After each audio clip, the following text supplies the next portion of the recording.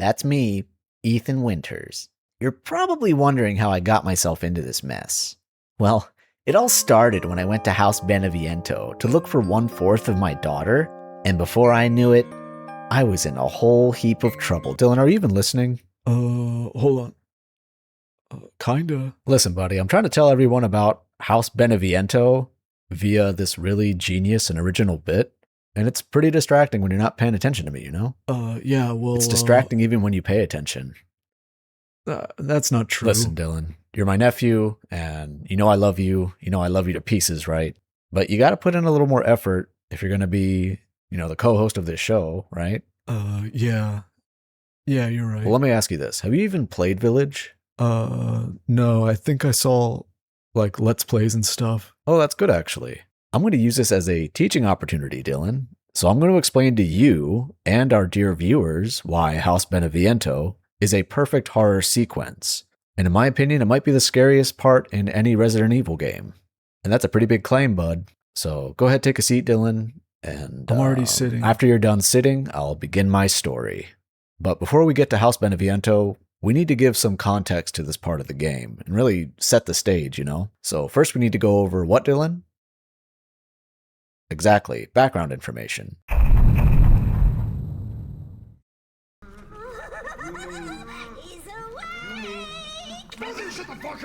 If I had to describe Resident Evil Village in one word, that word would be quirky. So the narrative tone of the game is generally pretty light. It's kind of like a wacky action horror genre, for the most part. And in terms of gameplay, you sort of get the vibe of how the game works during the village arena with waves of lichens attacking you. You're basically in survival mode until the scene ends, and it's pretty reminiscent of the Resident Evil 4 village section, where you need to hold out until the church bell rings. It has a very similar action horror kind of gameplay, with the main difference being that we're now in first person. And this can make being grabbed by an enemy pretty scary, but other than that, we're really leaning more into the action element of the game so far. So Dylan, I want you to memorize this very simple formula. RE4 plus RE7 equals RE8. And I know that's oversimplifying things, but actually, I don't know. I think that's pretty accurate, honestly. But either way, Village does borrow a lot of its core mechanics from RE4 and RE7. And after the Lycan attack, the game settles into one of its core mechanics, which I like to call kill stuff and loot. So basically with this mechanic, you're encouraged to explore every area of the map to kill enemies and find items, ammo, crafting materials, stuff you can sell, healing items, and etc. And while you're exploring the village, you have the option and the ability to kill enemies and get lei or money. And there's a bit of a risk-reward balancing here, and you as the player need to make that judgment call whether killing an enemy is worth your ammo or potential health. But no matter what, you're rewarded or compensated in some way when you successfully defeat an enemy, whether it's getting their loot or freeing up a path by getting rid of one less enemy. So the kill stuff and loot design is the first general game mechanic we come to expect when playing Village. And after we finally enter the castle, how do you pronounce it, Dylan? Castle Demetrius. Actually, I think it's Dimitrescu or Dimitrescu in Romanian, but I'm going to say it without the U. Dimitrescu. So after we enter Castle Dimitrescu, we're forced to navigate this really enclosed environment, and it really starts to give off RE7 vibes right away. It's really ornate like RE4, but still super creepy and unsettling like RE7. And it's here where we're also introduced to another design mechanic, which is hiding from stalkers. So after we're already in the castle, and soon after we try to open this door, we finally meet Lady Dimitrescu and her 3 daughters in this really awesome cutscene where they drink Ethan's moldy man blood and then chain him up to the ceiling. And I like to imagine Mia walking in after this. She's just like, "Ethan, what the hell are you doing?" Ethan's trying to explain himself, like, "Help me, they captured me and put hooks through my hands." She's like, "Why do you have an erection then, Ethan? You know what, just stay up there." I think they should add that scene in a DLC. I'm going to write Capcom an email after this. So anyway, after we escape from our captivity, we are free to roam the castle again, where we can continue to kill stuff and loot, but this time we also need to hide from the stalker enemies we just met. And all this makes for a really fun and scary experience, but at this point in the game, we're pretty much given the game blueprint, or the kind of quintessential modern Resident Evil formula, in my opinion. Even though there's a constant tension from the stalker enemies, We already know what to expect, and if you've ever played RE4 and RE7 before Village, you've already experienced this kind of horror before. No matter how scary Jack and Marguerite were in RE7, we still got to know them through the dinner cutscene first, so we have a general idea of what the threat is throughout the rest of the game. And the same thing goes for Village. Even though we're supposed to be scared by these baddies roaming around the castle, we're already familiar with the threat. And I think Village does a really great job at setting up what to expect from the game at this point, and giving the player a false sense of security and familiarity, only to then strip away everything you thought you knew about the game. What happens when you never meet the threat you're about to face? What happens when the gameplay mechanics you've grown accustomed to suddenly disappear and don't matter anymore? Just when you think you figured everything out, House Beneviento gives you a rude awakening. And why is it always a rude awakening, Dylan? I don't know. You never hear about a polite awakening, like, excuse me, if you don't mind, I just thought I'd let you know that everything you ever believed in is a lie. Respectfully, Yeah, I guess. Anyway, now that we've experienced this kind of core gameplay mechanic, it's time to go over how the road to House Beneviento subtly subverts your expectations. So after we use the four-winged key to open the door, we are heading towards Potter's Field. And once we make our way through this brush, we start to hear mild horror ambiance music, and we get some little crow jump scares too. And eventually we happen across this area with dolls hanging from trees and a baby carriage. And with the music, the tone is set right away. So we then have to cross this really stable looking bridge, and we start seeing apparitions or hallucinations of Mia with Rose. And the music swells after the cutscene's over, and it just adds a bit of tension to the scene. It's like Ethan's having a bad trip, and it's pretty much psychological horror at this point. We then eventually stumble upon a graveyard that's way too cramped, like the bodies have to be stacked on top of each other, but the main tombstone is covered with dolls, and it's illuminated by this weird but really warm glow, and the gravestone just reads, A Beneviento, so just one single Beneviento. Don't start. I'm not starting. I'm not going to laugh anymore, okay? So we then encounter a door with a placard that says, Give up your memories. And it requires us to put our family photo in the slot. Then we go inside this creepy but kind of familiar cavern that leads to an elevator. And once inside, the light flickers, and we see a note right next to the elevator buttons saying, Come with me, Ethan. Is that you, Mia? Probably not.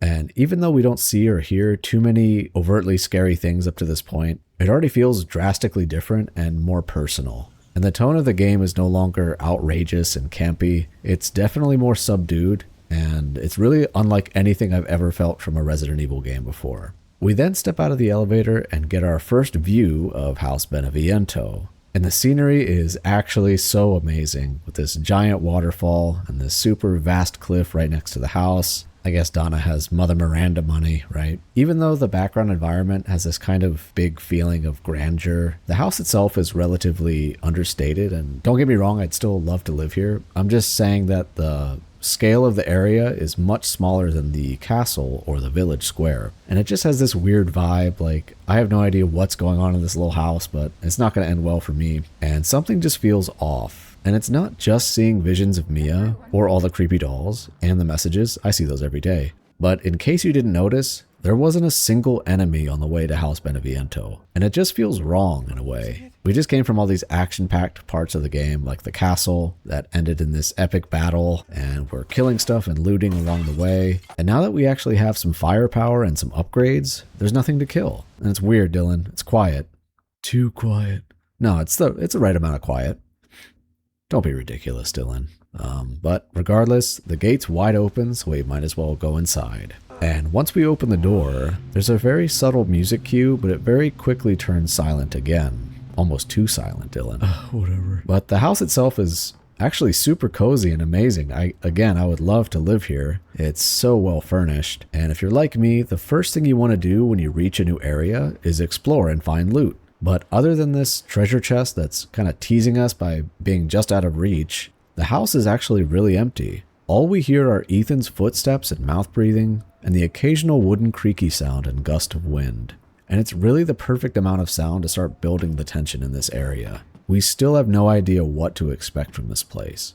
And then, as we open the door to the dining room, it's even more cozy. Are you kidding me?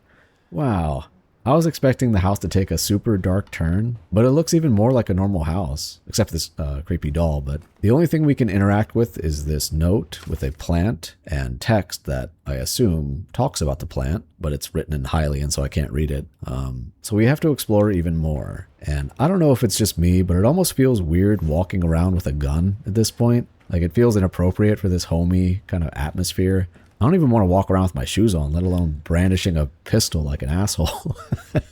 But as we continue to explore the house, we still don't find any loot.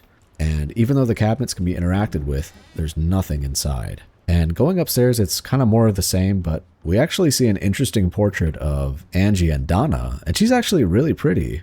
And Donna looks good too, I guess. But you know there's got to be something wrong with Donna. Like, you can't be a goth girl looking like that and not have something wrong with you. Maybe her breath smells weird or something. Not necessarily bad, but just like an unusual smell, you know? Like, I can imagine her walking down the hallway of her high school and a mean girl just calling her tuna fish breath. Did your mom pack you cat food again for lunch, Donna? Does that make any sense, Dylan? Actually, kinda. Oh, I'm glad.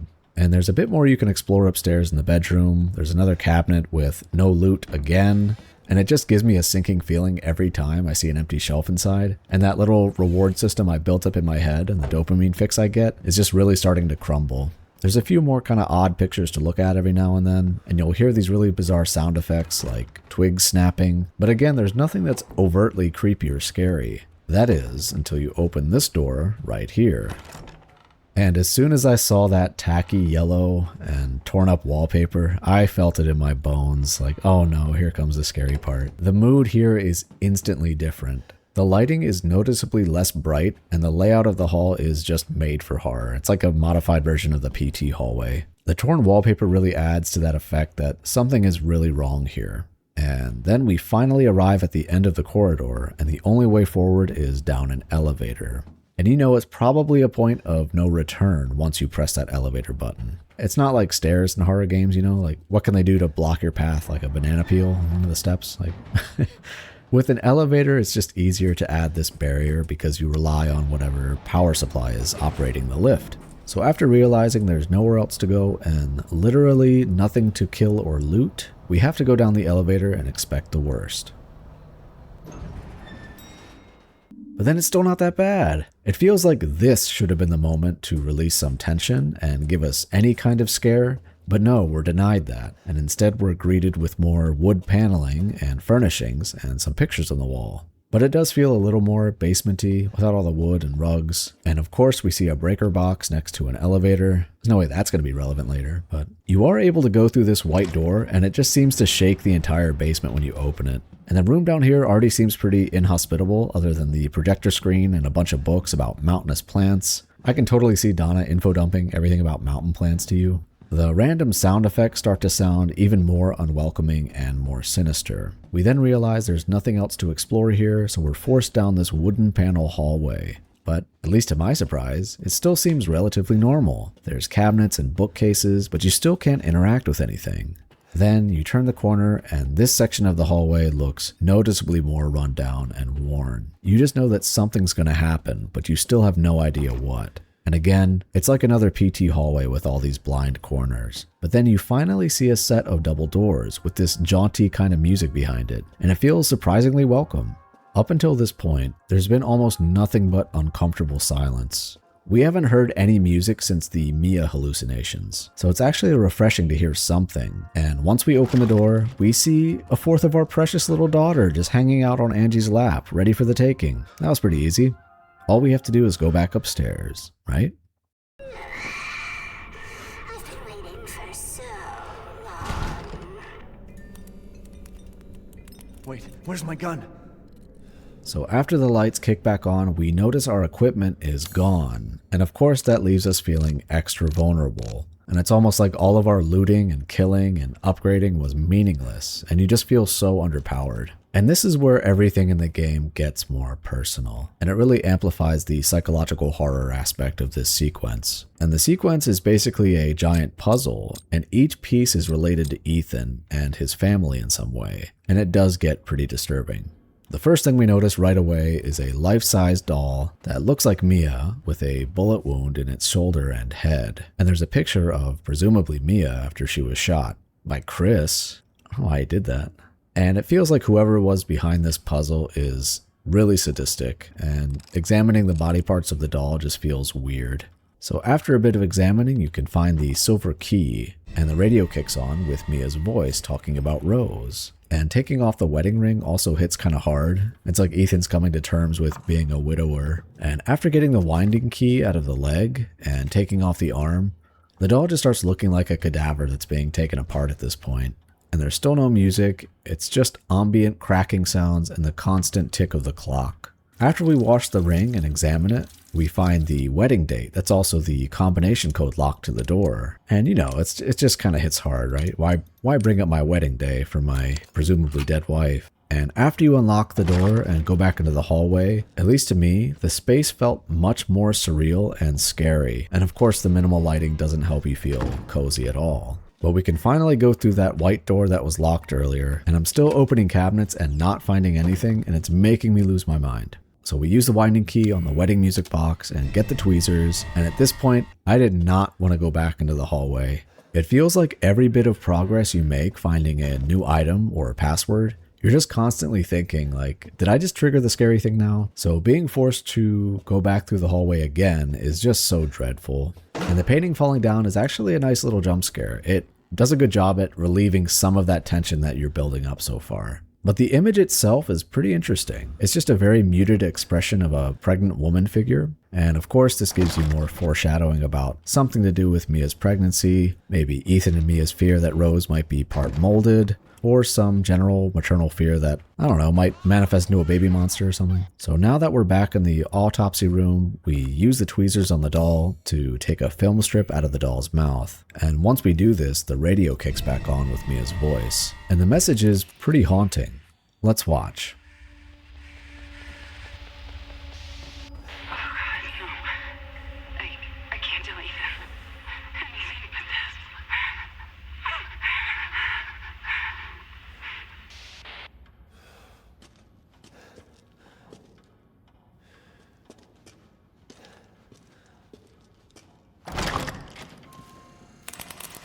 And yeah, this really freaked me out. I did not expect this at all, and seeing Mia's hair flip up suddenly like that was super creepy. Did you see that? Let's rewind it. So our next destination is the projector room, but the room just feels even more dreamlike and surreal. And then we do the projector puzzle, and I thought it would be funny if number 3 was the most important thing in the world to us, like a stuffed monkey animal. That'd be a funny joke. That'd be like an inside joke, just between the winters. And after we solve the puzzle, we see the film on the projector. And this film of the well is another really well done foreshadowing event. It's very Ringu-like. And right before we can see what's inside the well, the projector screen just falls down and it reveals a hidden passage. And there's creepy dolls all over this shelf, but one's holding scissors, and that's pretty helpful. So now you can cut through the cloth to go back to the hallway, and the tension is just so high at this point with this big music swelling. But the phone ringing cuts the tension down just a little bit. And Mia's on the phone saying she didn't want to lose Ethan and destroy the family, and that she had to do it. And she really sounds like Walter White at this point. Did it for my family. You know, Walter, sometimes it's not that bad to be part mold. And once we're back in the main puzzle area, it's super creepy seeing Mia's apparition in the window. So now we can cut open the bandages to get the brass medallion. And once we do, Mia gets back on the radio and she just sounds hysterical and the tension shoots right back up again. But at least now we can finally open the door in the back passageway. Let's watch.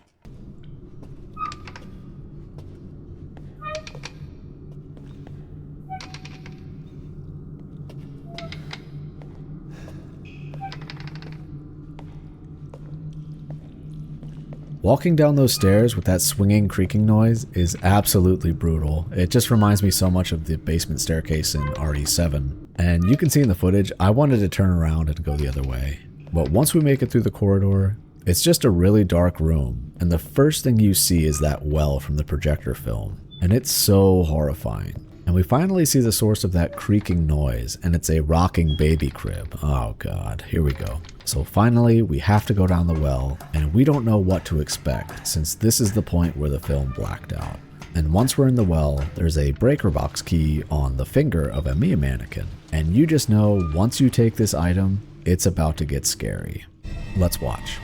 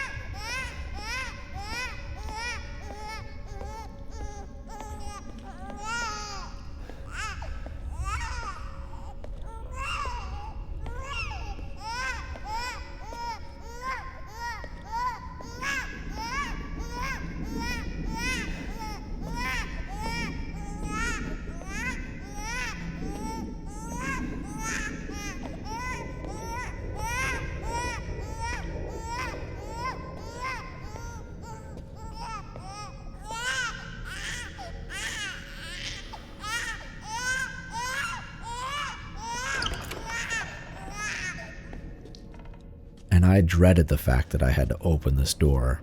But then, once you do, suddenly the baby stops crying. But now the autopsy room is bathed in this red light, and we can hear Mia's voice repeating on the radio.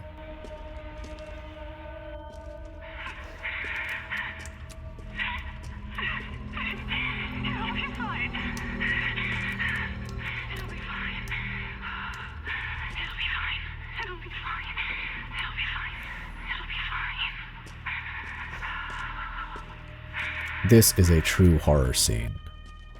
If you check the back door, it's now locked, so you have to make your way through the only path in the main corridor. Let's watch.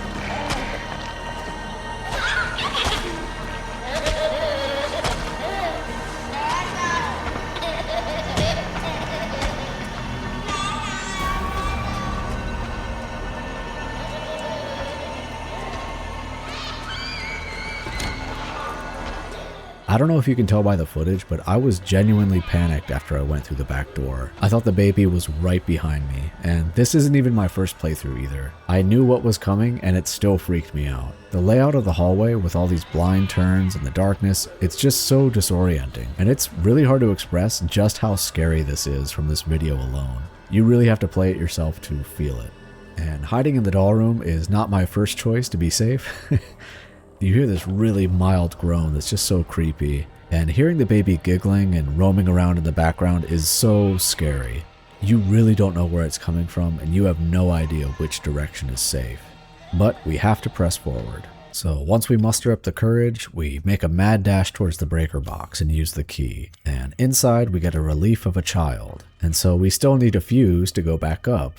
And it's so dread-inducing. Like, I just want this section to be done. I have no idea where the baby is. I'm pretty sure it despawns once you get the relief, but I'm still sneaking around just in case. And you can see Angie next to the door for the relief, and it's just like she's toying with you, like a little toy doll, you know? And once you put the relief in the door, it unlocks and you reveal the new area. And it's back to the same tacky, ripped yellow wallpaper, and the hallway is blocked by debris, so you have to go around the kitchen. And then you finally come into the bedroom, which actually would be pretty cozy if not for the situation, you know? And you see the mechanic where you can hide under the bed. That's not a good sign. But now you can see the fuse in an open breaker box. So mission almost accomplished.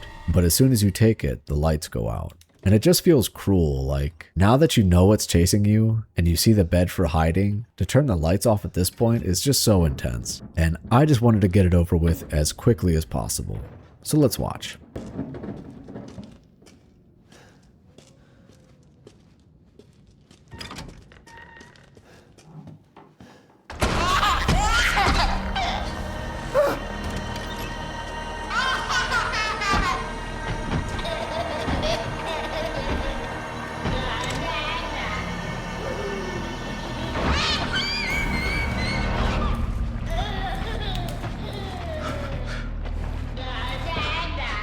So now you have to hide under the bed. There's a creepy doll head just staring at you, and you're just laying down so vulnerable. Everything's dark, and the baby finally crashes through the door. And you have no idea if or when it's able to see you.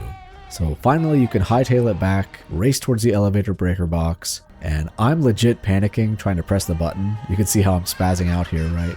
Just mashing the buttons in a panic, trying to open and close the elevator as soon as possible. And so once you finally get in, the last thing you see is a horrifying close-up of the baby's face, and its mouth shuddering as it's screaming in agony. In isolation, the baby section is still really terrifying. But taken together with the whole build-up leading to House Beneviento, and how the game subverts your expectations from your experience in the early game, I think this sequence is perfectly done to give you a pure horror experience, and most likely, the scariest part in any Resident Evil game. So Dylan, that's why House Beneviento is a perfect horror sequence. What about the boss fight? What's that? Isn't there a boss fight after that? Oh yeah, there is. But it's not that great, so